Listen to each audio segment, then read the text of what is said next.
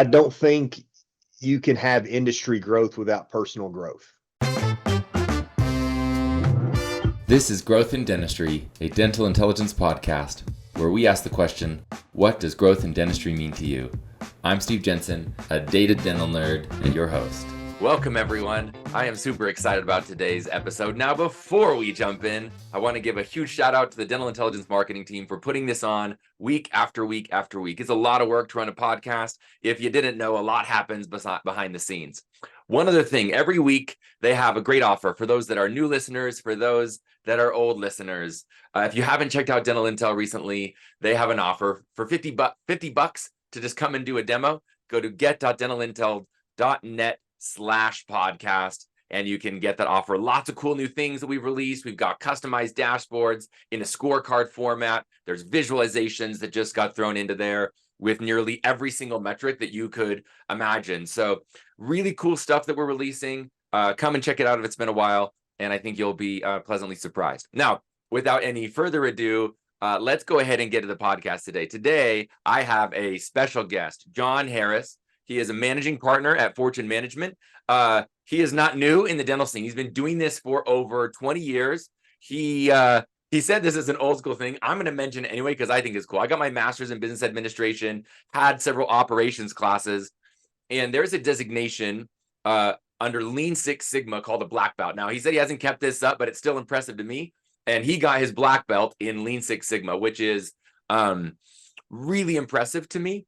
He brings a depth of knowledge and meaning and experience into dentistry that I think is really unique. So, Jon, I'm super excited to have you on today.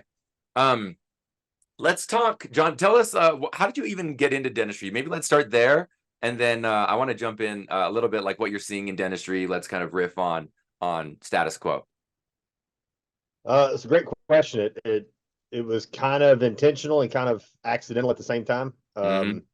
I had fallen into a successful career with FedEx. I was with them for a little over a decade, various levels of management there, and was essentially progressing through, the management structure there. I had big aspirations of rising to the top, climbing the ladder, all that stuff. And my sister, who is my business partner, and I have always been very close. And I would come home from college, from work on the weekends, and I would hang out with her, and she and I would always discuss like really interesting books. And we were discussing a book called Power versus Force by David Hawkins. He's a PhD and an MD. It was about kinesthesiological testing and how, certain types of music, cause your strength to go up and down. And just it was very, got a lot into physics and metaphysics. And like the energy that you project out in the world is the energy that you attract back to yourself. And it was interesting conversation. She always had, very deep conversations. And while we were discussing that book, I asked her, so I was like, is this what you do for a living? And she was like, what are you talking about? And I'm like, you go around and you teach people about this stuff. And she was like, yeah, that's a big part of it. And I made a declaration in that moment without knowing what I was doing. I said, I have to do that. I said it with enthusiasm and passion, and little did I know I had just set in motion the series of events that would ultimately lead to me leaving FedEx, coming over to Fortune 10 years later. So there were plans for me to leave FedEx and come over to Fortune, and this is an entrepreneurial business. We're 100% commission. It's eat what you kill, and I had some difficulty wrapping my mind around walking away from a comfortable salary to 100% commission. And so I failed to make that decision consciously. And then 10 years later, I guess God got tired of waiting on me, and he said, kid, this is what you said you wanted to do. So here you go. And he took the decision out of my hands, and here we are.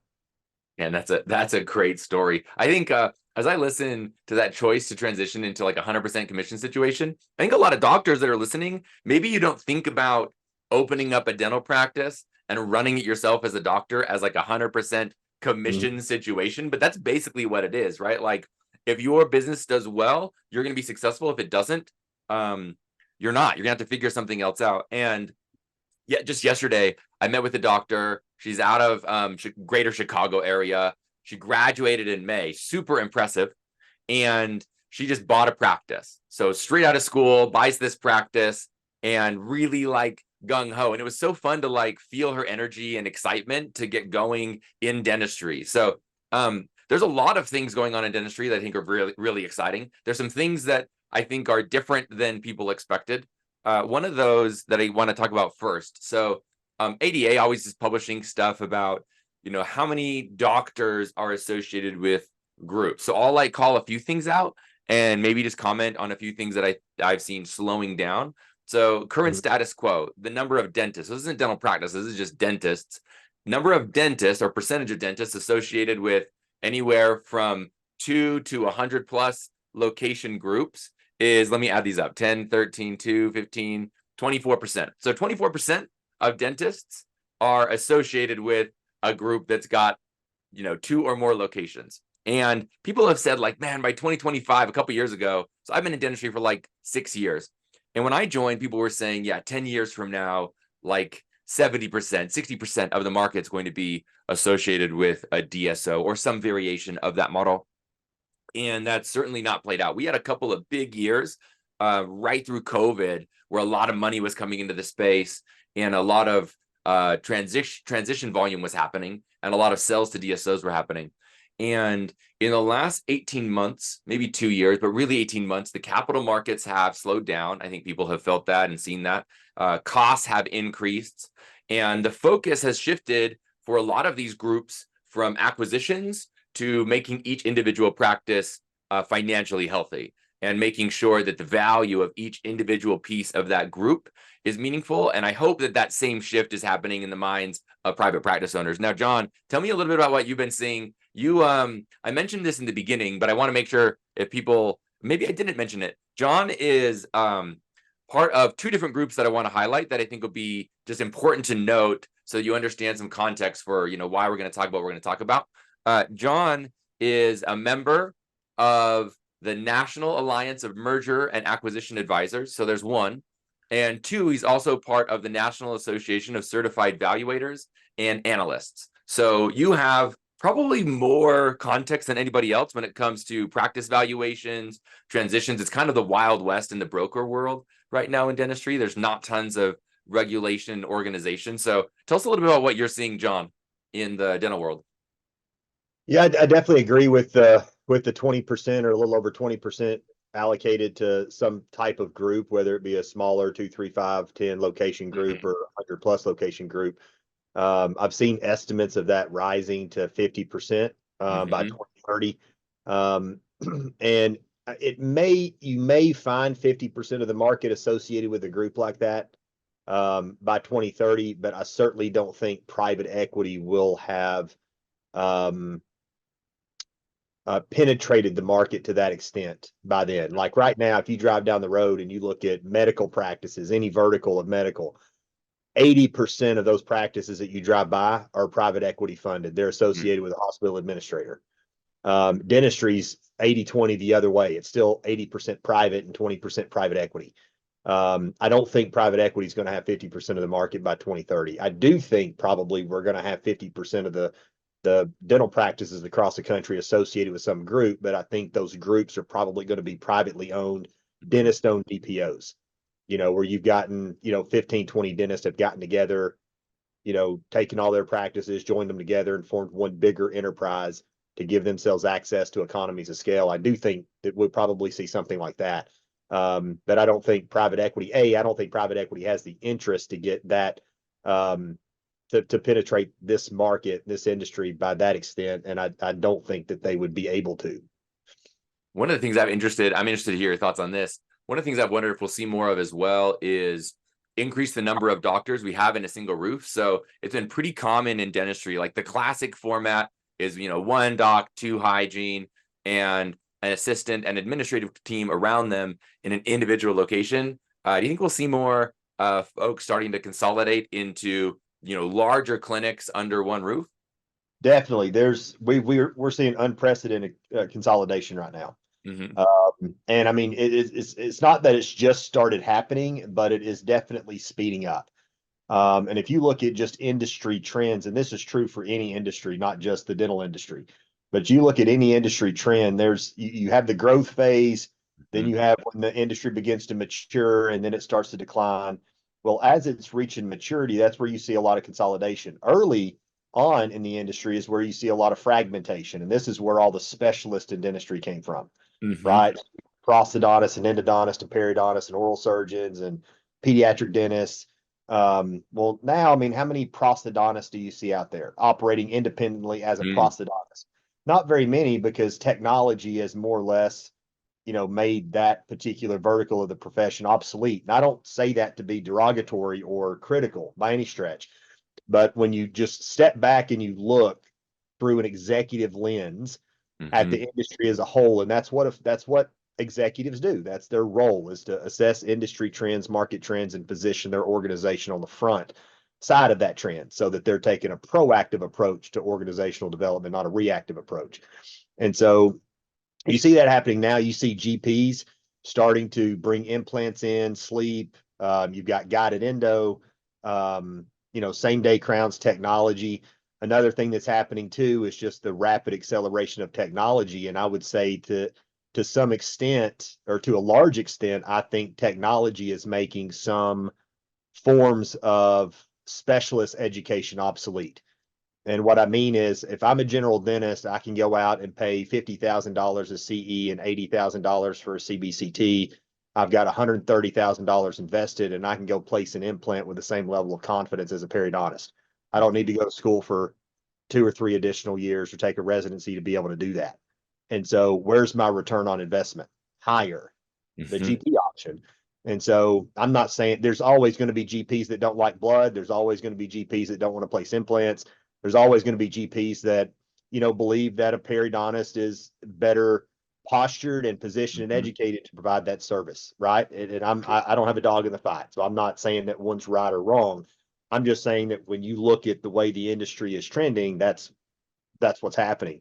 And so you're definitely seeing a lot of consolidation. I think that the periodontal vertical, obviously you've got hygiene coaching programs out there that are teaching general dental practice hygienists how to become more advanced with their periotherapy.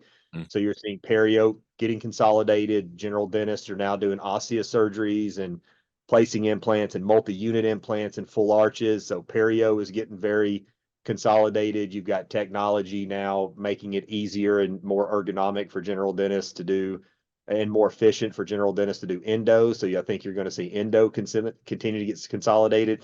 So I think the way that specialist practice is going to look different in the next few years. I think you're going to see fewer and fewer brick and mortar endo practices and perio practices, and you're going to see more itinerant specialists. You're going to see a periodontist, who rotates between 16 different GP practices. The GP practice builds their schedule. The periodontist shows up, sees patients, goes home, takes a check, no headache. Right. So I think you're going to see more of that. I don't know that you'll ever see the brick and mortar option go away. But I think the ones that have been very successful and have built very big, prominent, prevailing enterprises in their community, those are going to be the ones that you're going to continue to see there. And the ones that, just aren't quite in the same position when the market changes, there's only two. You've only got a couple of options, right? You can go after a niche market, you can divest, or you can expand. So it really depends on what your strengths and weaknesses are, what path you're on. But yeah, I mean, I think we're coming into the golden years of private practice dentistry. I just think the way that we facilitate the business aspect of private practice dentistry is going to look very different. Yeah, I 100% agree. And I need to go look. I mean, I'm sitting on like a mound of data. I should go look and see, like, how often am I seeing providers come in that aren't full-time, that are completing, endo codes, perio codes, and some of these specialist things. I could probably go just find out with 10,000 practices, like, what are some of the trends? My gut reaction is that I'm seeing more and more general practices bring them in, just like you're suggesting. Now, there's a lot of different ways we can approach patient care and profitability. And I want to make sure I frame this next conversation in the right way. Some people are worried about making practice ownership all about money, but the reality is that better patient care that we give, the better we are at patient retention, the better we are at getting case acceptance to the stuff that we're diagnosing, the better profitable we're going to be. So I want to talk a little bit, Jon, about, there's the strategy changes as markets changes, as consumers evolve, as our patients evolve. The strategy that we approach the business has to change. And one thing, though, that I'm not sure really changes a ton is what the value of the business is, or like how we look at it. I think there's some like tried and true ways that we can look at it, some bread and butter. And you're in that mix all the time, talking with doctors looking to make a transition. I think, if I understand right, Jon, both on the broker and the buyer side, is that right? I'm just on the buyer side. Yeah. So Just on the buyer side. When I do valuations, I'm doing an independent third-party valuation to validate the price that's been placed on the practice and help my buyer with, calculating and projecting synergies and what's going to happen after the transaction. Yeah, right? that's great. But yeah, I'm strictly on the buyer side. Okay, cool. That's helpful. And I actually like that you're not on the seller side. You don't have that same that same connection with the seller. Like, hey, how can we like make this thing look like it's as worth as much as possible? You're coming in and saying like objectively, what is the real value of this thing? So for those that are listening, I think this is going to be relevant whether you're buying, whether you're selling, for a dentist fresh out of school, for a dentist that's been associate for a while, that's considering getting into buying your own practice. This will be helpful. Jon, I'd love to hear, or if you're maybe you're like in the middle of a career, later in your career, and you're like, I don't know if I want to keep managing the business, and I would like to bring on a team that can help me with that. Maybe you're going to partner with some other dentists, but want to understand, how do you look at the value of a practice? So can you talk us through that, Jon, like the bread and butter of practice valuations? Yeah, there's the comment you made earlier about valuations being the Wild West right now is 100% accurate. It is the typical formula for valuations that I see right now is we're pulling an arbitrary percentage out of thin air and applying it to either the previous 12 months trailing the trailing 12 months revenue, or some kind of a weighted average of the previous 3 years, right? Yeah, like I think people have heard some of the classics, like 70% of collections, or some, multiple of your EBITDA, if you're more familiar with, that side of things, of looking at the cash that the business is generating. So talk through that. I think that's you can do that. I mean, obviously there are people doing that. I think that's a very dangerous way to value a practice. And the reason is tell why. Yeah, why is that dangerous? If you and I both own a practice, we're across the street from one another, we're both collecting $1 million. Okay. I'm fee for service, right? I'm doing implants, endo, ortho, oral surgery, IV sedation, full arches, and I'm dropping 55 points to the bottom line. You're inundated with Delta, so you're writing off 55% of every dollar you produce, right? You're inundated with insurance plans, and you're only dropping 30 points to the bottom line. Yeah. Well, I'm producing $550,000 of cash flow per year, and you're producing $300,000 worth of cash flow per year. Those practices are not the same. No, and the one that's heavily in network is churning through patients. So it's more of a volume game, meaning you're having to see more people to generate that revenue than this practice that's more specialized, right? So you probably have higher overhead because the more people you see, the more staff you need to see those people. So your overhead's higher, your profitability's lower. When you're valuing a dental practice, the value is based strictly, and I cannot emphasize this enough, is based strictly off of cash flow, not revenue. Makes no difference how much you're collecting. It makes 100% difference how much is actually falling to the bottom line in either EBITDA or in seller discretionary earnings. Cool. That's the number that we're interested in. So you might even be collecting less than me, 700,000, but you're dropping just as much to the bottom line as I am. Those two practices are worth the same. And if you think about it, if you go to the bank and the bank's looking to finance those two practices, what's the bank looking at to determine how much you can afford to pay for that practice? Cash flow. They don't care about revenue. They care about cash flow. You can't make the note payment to the bank on revenue. You make the note payment to the bank on cash flow, profit. So that percentage of sales revenue, it's true. If you do a valuation, you can take the purchase price, the calculated value, and divide it by revenue and get a percentage. right? And Mhm. generally speaking, that percentage right now, national average is somewhere between 75 and 80%. That's a true statement. Okay. But that's just for reference. That's not intended to be used as a valuation formulary. Okay. When you do valuations, there's three different valuation approaches that are accepted under the authoritative bodies that actually I mean, like valuations are actually regulated in other industries. It's just not really looked at in dentistry. Mhm. Uh, and so part of what I wanted to do when I got involved with all of that is I wanted to standardize that process for our organization across the country so that our valuations were up to standard. And there are organizations out there that do premier valuations, like Blue and Company is an accounting firm out of the Midwest. DDS Match is a seller side transitions broker that do their valuations third party independently through Blue and Company. So Cool. I know when I see a valuation come from DDS Match, that valuation isn't skewed to inflate the commission of the broker, right? And so I have seen valuations like that were very skewed, and I'm like, you got to explain to me how you came up with this number, because I'm Mhm. not even close. We're $400,000 off, right? Like, Mhm. it's not even close. But there's three valuation methods. One is the asset approach, and that's basically just the adjusted value of net assets, and you're really only going to use that in two cases. One is if you've got a startup that's you put $650,000 into, you're 3 months in, and you're still in the red. There's no Gotcha. cash flow. So based on cash flow, it's insolvent. It's not worth anything. But you've got $650,000 in a build out and in chairs and equipment. So there Yeah. is So that. there's something there. Yeah. Yeah. So you would use an asset approach there, or you would use an asset approach if you've got a late career practice that's really, been neglected and it's Winding down a little. deteriorated down Yeah. to nothing, no more cash flow, but there's still a little bit of value in the equipment. You would probably do it there. Otherwise, you're looking at either an income approach or a market approach. The income approach, the process that I tend to prefer is a discounted cash flows. Okay. And it's a very complex way of just valuing what the present day value is of the projected cash flows over the next 5 years. I find that it's a little subjective, um, and I tend to want things to be very objective. And that's why I got into this space to begin with, is because the valuations that I was getting, I was like, well, where'd you come up with that percentage? Like, where did that come from? Like, oh, Uh-huh. well, that's just the percentage that we use. Well, that doesn't But work for me. why? Yeah. I mean, why? Yeah.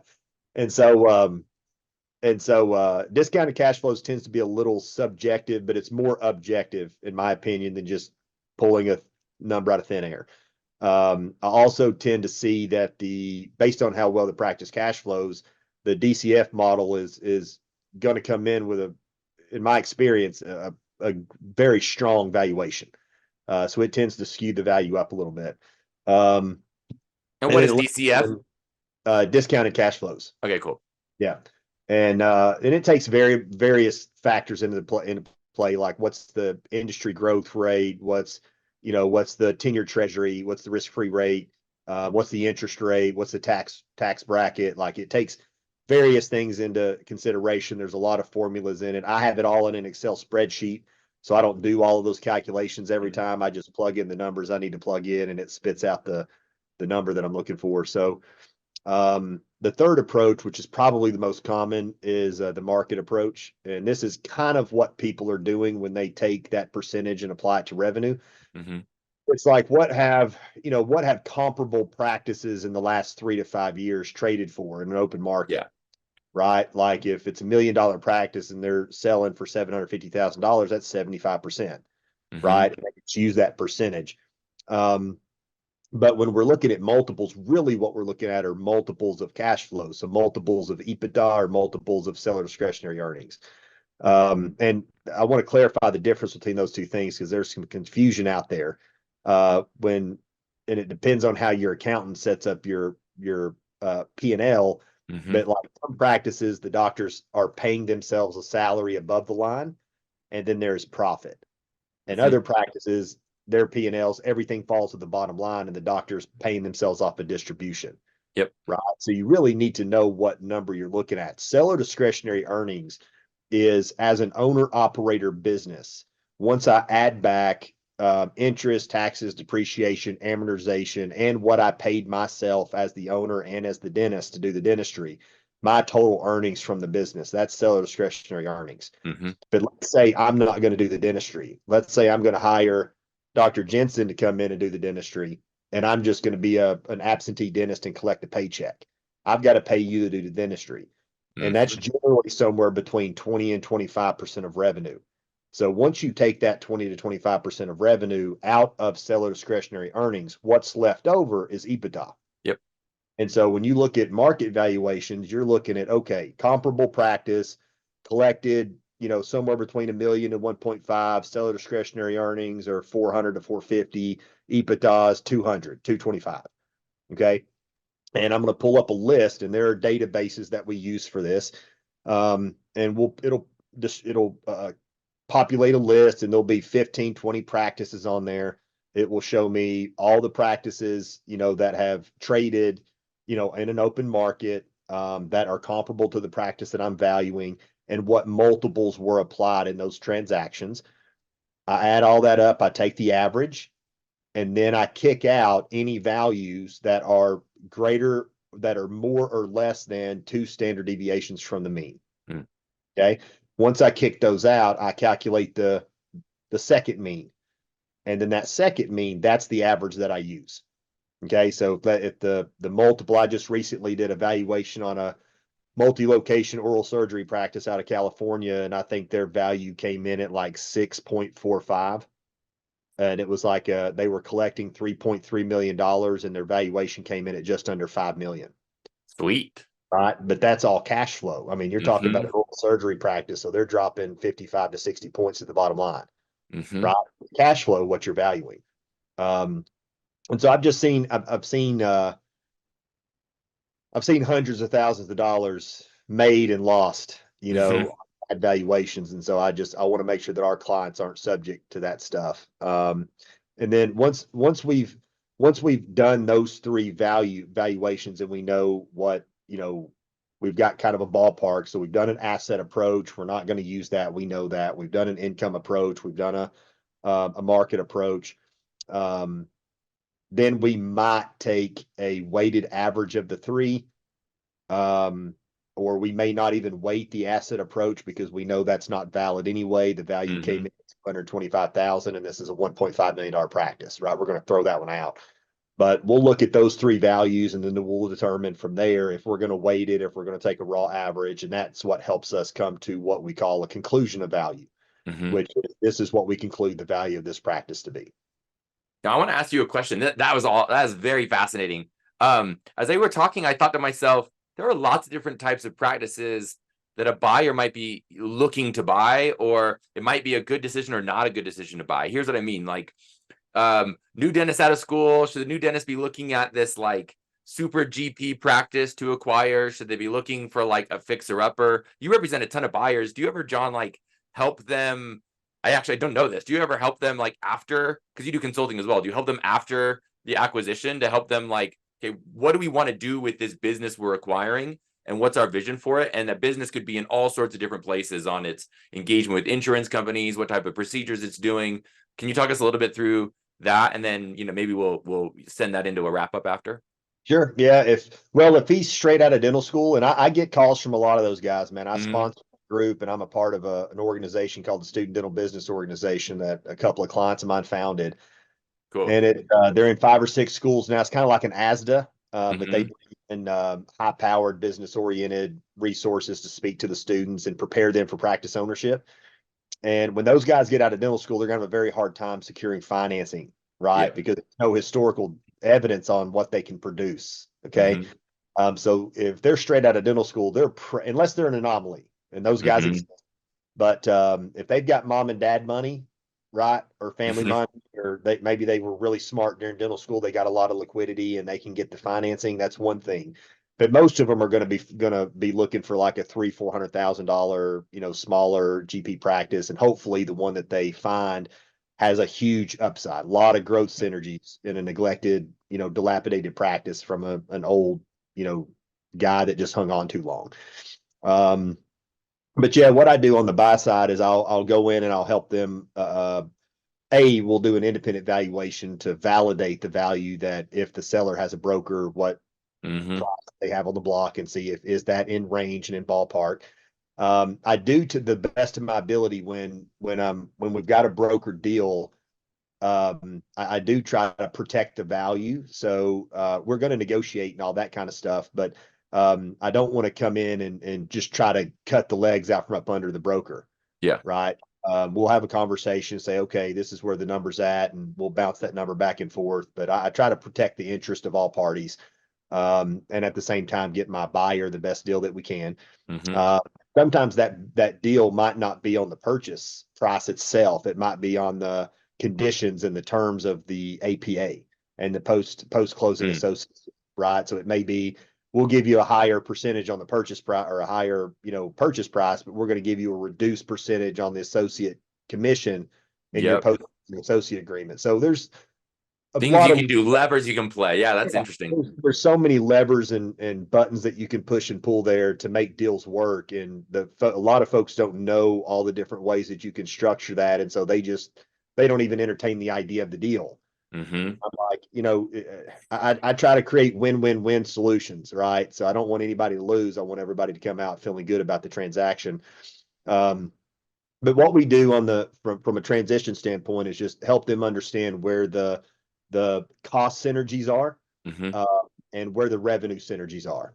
Okay. So like cost synergies would be, if they've never renegotiated insurance reimbursements, and it's a $1.5 million practice in network with 30 insurance plans, then we can probably renegotiate those insurance reimbursements and see somewhere between an 18 to a 22% increase in revenue, which Mm-hmm. is both, you could consider that a revenue synergy because revenue went up, or a cost synergy because it's not costing us as much to acquire patients now.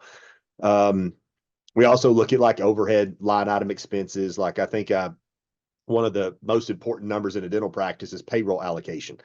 What percentage of total revenue is allocated to payroll? That tells you so much. It tells you, it gives you insight into the culture, whether the doctor is more supportive or directive in their leadership style, whether we're dealing with entitlement or disempowerment, efficiency, scheduling, tells us a lot about the practice. So I'm looking at all of those variables. I'm looking at your growth synergies, crown to filling ratio, treatment conversion, annual patient value, recare effectiveness. And based on all of that, once this thing closes, doctor, here is the plan in your first 12, 18, 24, 36 months. And here's a pro forma to show you what should happen. Mm-hmm. Push those buttons and pull those levers. If you want one of our coaches to help implement and facilitate that plan with you over the next few years, that's what our coaches do. Right. And they're Which I'll very just make this comment too, because John's not going to say it for himself. One of the cool things, and I think now folks that are listening to the podcast, I've heard this a ton from me. One of the favorite parts of my job is any consultant, a marketing agency, partner of dental intelligence. It's got a bunch of clients on with us. I get to go look at global data and then actually break that down by partners. And when I look at John's portfolio or all of his client base, he consistently outperforms the market in nearly every single metric that matters. So we're talking like the big ones, like annual patient value, their ultimate production, the stuff you guys like to look at there. Growth rate in the practice are exceptional. But when we look at retention side, the case side of things, the principles that Jon is teaching are proven to consistently work across his whole client base. So just so you guys know, when Jon talks about how he's got a group of people that will come and help, like it's not just like that situation's not a Wild West situation. It's a proven 20 plus years of experience that he's bringing to the table when he works with practices. So Jon, I'll just give you that plug, by the way.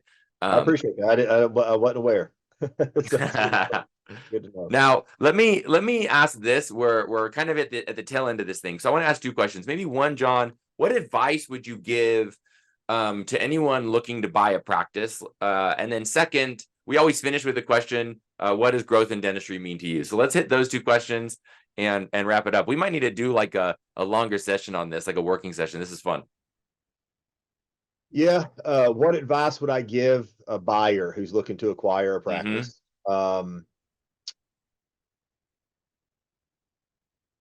Global answer, I would say buy the right practice. Yeah.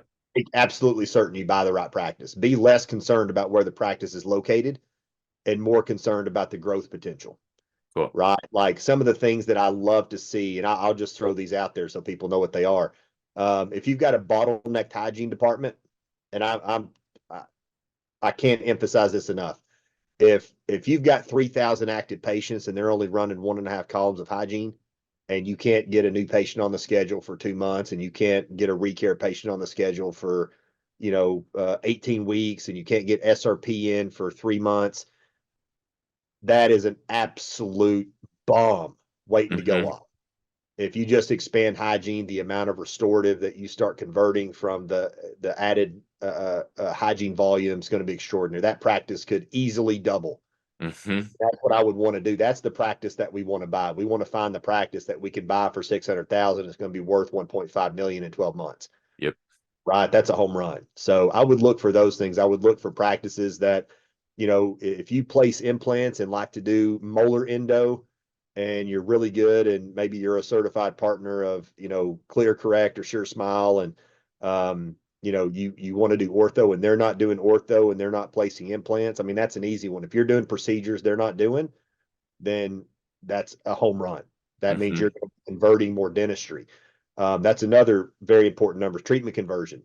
How many dollars of restorative are you converting to every dollar of hygiene? Another really big one that people don't pay a lot of attention to is crown to filling ratio.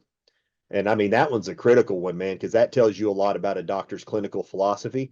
And quite frankly, that's one of the biggest issues that these big DPOs run into, is because they've got doctors on both sides of the proactive, reactive clinical scale.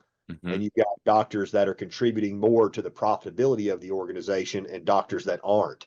And that's a recipe for resentment, right? Because we're getting paid the same way. So if your crown to filling ratio is on the higher side, let's say you're spear trained and you're doing 5-6 crowns to every 3 or 4 surface filling that you're doing, and you're buying a practice that's like 1-to-1, that's a home run. Buy that practice every day. So when I'm doing practice acquisition due diligence, I'm looking to see, okay, well, what kind of provider is buying this practice and what kind of provider is selling this practice. And then once we push that button and transact, what's going to happen afterwards. And I want to make sure that my buyer has a lot of certainty about what's actually going to unfold post acquisition. And what we want to unfold post acquisition is double or triple digit growth, at least in that next 12 to 18 months, right? But consistently double digit growth for each year of their career. And then let's finish. That was for those. I would like, if you have listened to this whole podcast, and then if there's any section I would go back and re-listen to, it's that last little nugget that you just gave us from the advice. Like, that was brilliant. Let's finish with the last question. What does growth in dentistry mean to you, Jon? I don't think you can have industry growth without personal growth. Cool. The philosophy that Fortune takes is, yeah, we have a lot of really great systems. We've been doing this for 40 years, right? So we've got really good systems and processes and resources and tools and all that kind of stuff. But at the end of the day, you can have, all the right people with all the wrong systems will still outperform all the wrong people with all the right systems.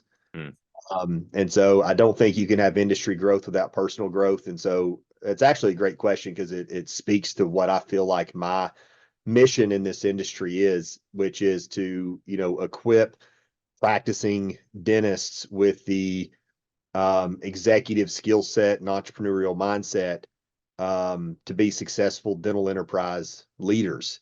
They acquired a clinical skill set in school, but the only way they're ever going to be able to fully utilize that and benefit from that is to be able to own and operate a dental business. And so that requires leadership, requires communication, and some of that stuff that needs to be done is uncomfortable.